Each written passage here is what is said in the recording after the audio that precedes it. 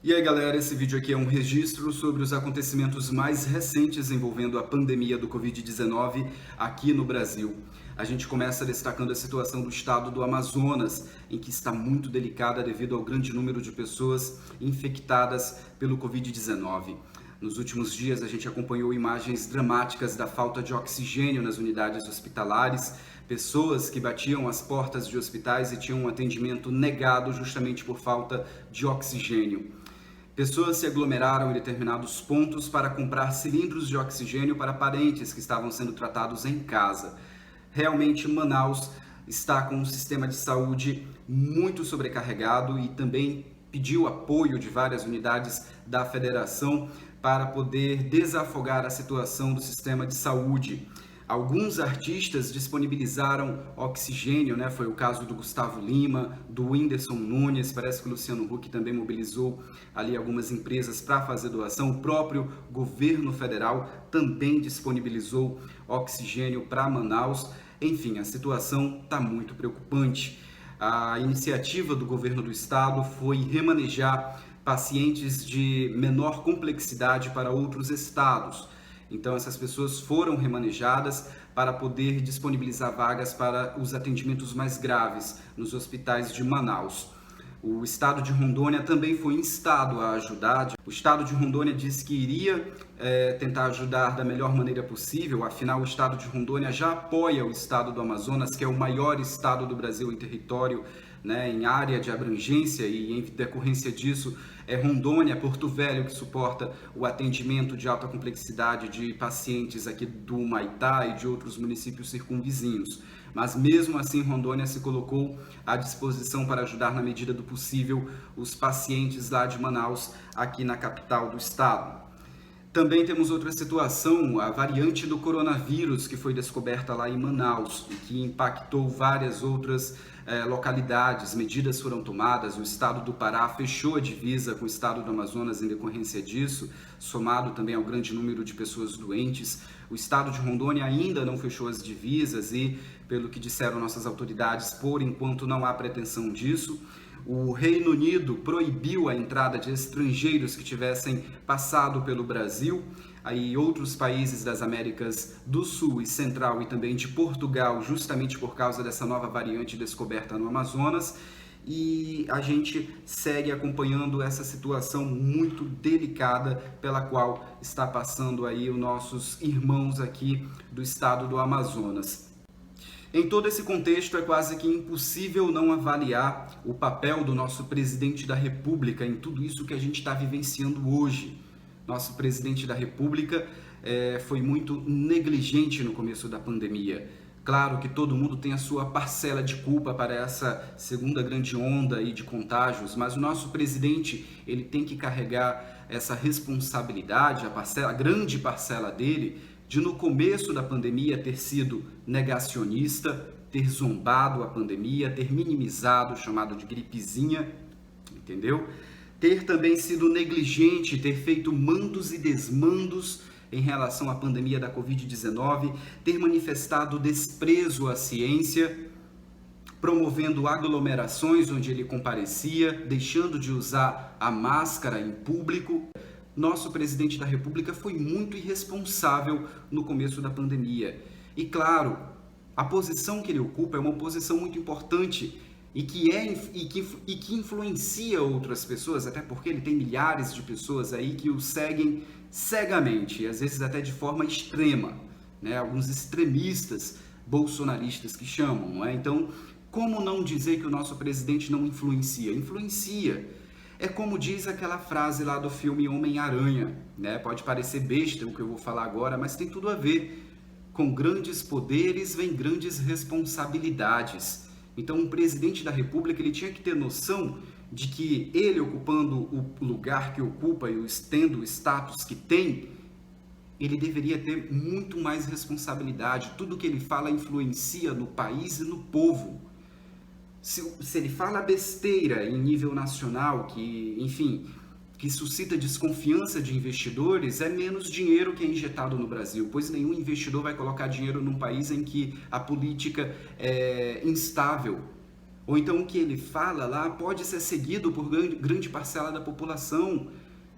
Se ele diz que é uma gripezinha, que as pessoas não devem se preocupar, muita gente vai acreditar nisso. Vai acreditar. Um colega meu questionou aí no Facebook, dizendo que hoje as pessoas não são influenciadas. Como que não são influenciadas? Se fosse assim, não existiria o curso de publicidade, propaganda, marketing, não teria o marketing voltado para a política, o marketing eleitoral que faz com que bandidos, vagabundos, candidatos claramente pilantras sejam eleitos nesse Brasil. Porque é uso da publicidade, do marketing, porque as pessoas são influenciadas. Não é à toa que tem aí agora os digitais influencers, ou então mesmo algumas igrejas em que os líderes dessas igrejas conseguem influenciar de tal maneira os fiéis a ponto de fazer uma espécie de lavagem cerebral, a ponto de elas acreditarem em coisas absurdas. O feijãozinho que cura o Covid-19, a água que nem se sabe se vem do Rio Jordão mesmo, que vai curar um bocado de coisa. Pessoas que dão terreno, que dão automóvel, que doam até o que não tem para a igreja, o que às vezes até obriga a justiça a intervir e fazer a igreja devolver essas coisas que foram doadas. Por quê? Porque as pessoas são influenciadas. Então, se tem um presidente da República, né, a autoridade máxima do país, o nosso chefe de Estado e governo, minimizando a pandemia, dando um mau exemplo de não usar máscara, promovendo a aglomeração, é claro que pessoas vão se sentir à vontade para fazer isso também.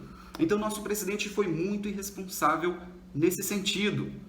E continua sendo. Continua sendo. Veio a vacina aí da Coronavac.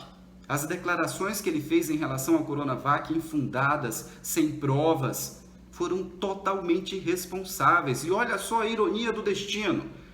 Qual é a vacina que vai ser usada no começo da vacinação agora que foi aprovada hoje, nesse dia 17 de janeiro de 2021 pela Anvisa? O uso de vacinas em caráter emergencial da Fiocruz e Butantan. Qual é a vacina que vai ser utilizada a princípio? Exatamente a Coronavac. A Coronavac é a vacina que foi discriminada pelo presidente Jair Bolsonaro. Por que isso? Porque o Butantan, apesar dos desatinos do presidente da República, das ofensas, das acusações infundadas, o Butantan continuou fabricando as vacinas, desenvolvendo as vacinas. Tanto que 6 milhões de doses estão no Brasil e o Ministério da Saúde requisitou todas as vacinas para iniciar o plano de vacinação nacional.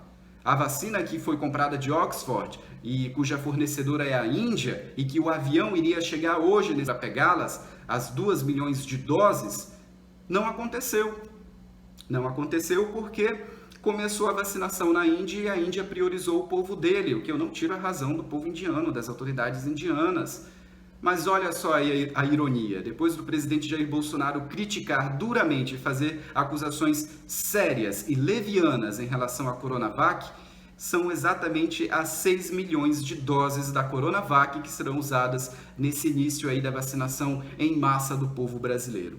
Teve um rapaz também, eu fiz uma publicação no Facebook para chamar a atenção da situação do estado do Amazonas, e ele publicou lá: vem aqui em Manaus para você ver que o problema de saúde aqui de Manaus já é antigo, é de há muito tempo. Sim, mas isso não é exclusividade de Manaus.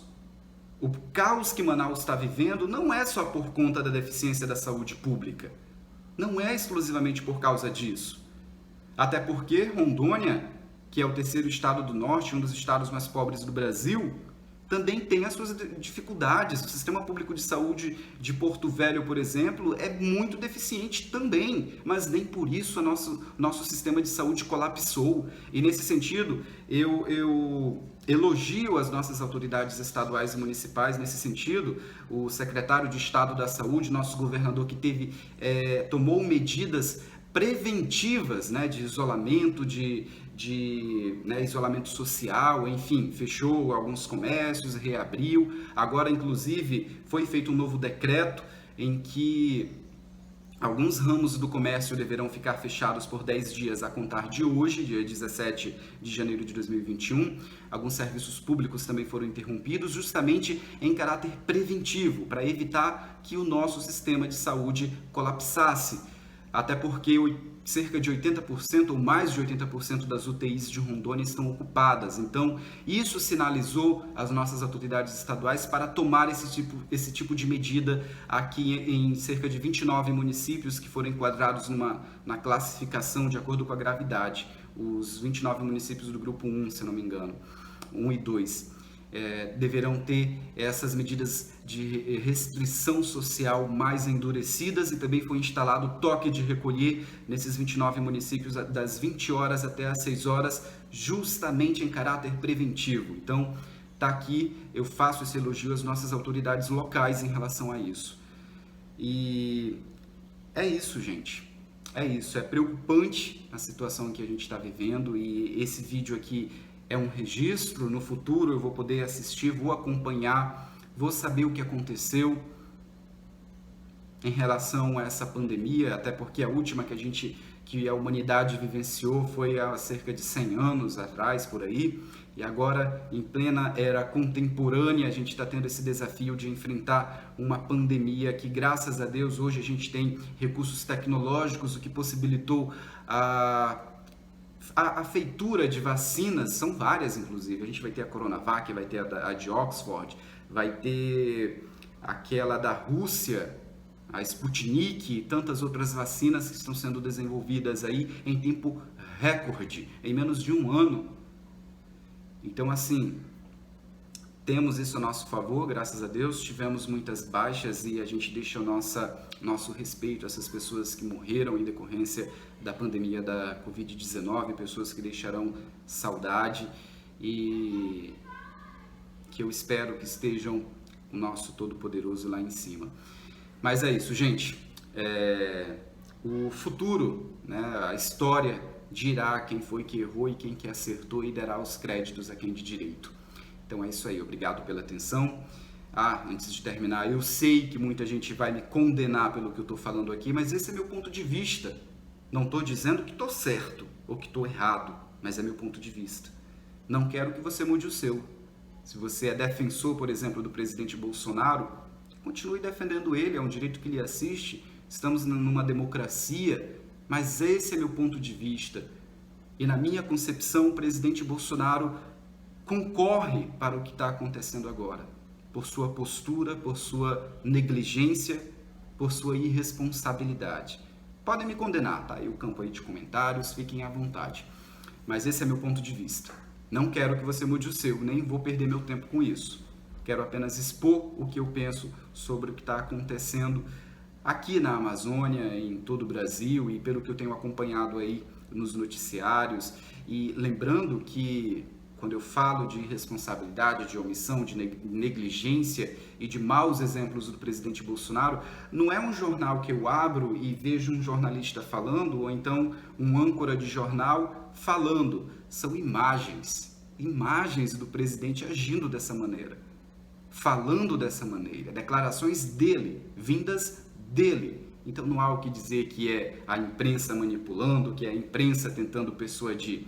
Até porque eu tenho o bom senso de avaliar as notícias que chegam a mim e ver o que é tendencioso e o que não é, até porque todo meio de comunicação no Brasil é tendencioso. Não existe um que não seja. Todo veículo de comunicação é tendencioso. As emissoras de TV, por exemplo, tem aquelas que são tendenciosas contra o presidente e tem aquelas que são tendenciosas a favor do presidente, mas todas são tendenciosas. Cabe a nós absorver essas notícias, procurar outras fontes e fazer nosso juízo de valor. Então é isso, obrigado pela atenção e vamos ficar com Deus aí e vamos superar aí essa pandemia, vamos resistir.